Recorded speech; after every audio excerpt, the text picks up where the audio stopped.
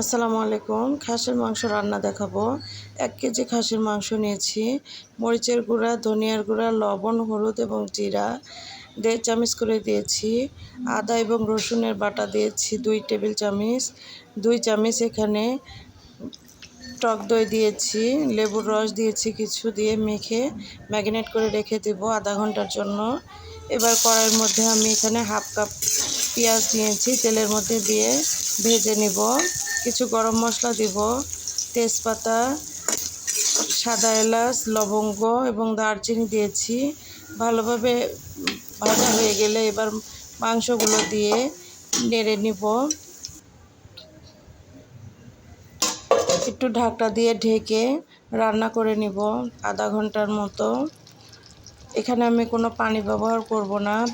মাংস থেকে যে পানিটা বের হবে সেটা দিয়েই আমি কষিয়ে নিব। ঢেকে দেবো, একটু পর পর নেড়ে দিব। মিডিয়াম আছে আধা ঘন্টা ধরে আমি এই কাজটা করব।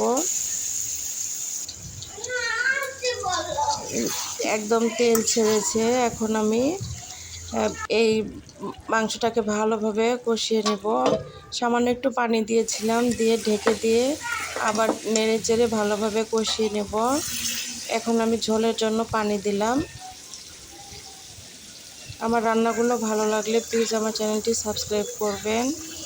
এই যে দেখুন ঝোলটা ফুটতে শুরু করেছে। এখন নামানোর আগে আমি এখানে কিছু গরম মশলার গুঁড়া এবং জিরার গুঁড়া দিয়ে নিলাম, দিয়ে কিছুক্ষণের জন্য আবার ঢেকে দেব। ঢেকে দিয়ে আবার 5 মিনিট রান্না করলে একদম রেডি খাসির মাংস। আপনারা এইভাবে একবার ট্রাই করে দেখতে পারেন। আমরা তো এইভাবেই খাই, এখানে আলাদা কোনো গন্ধ হয় না। সবাইকে ধন্যবাদ।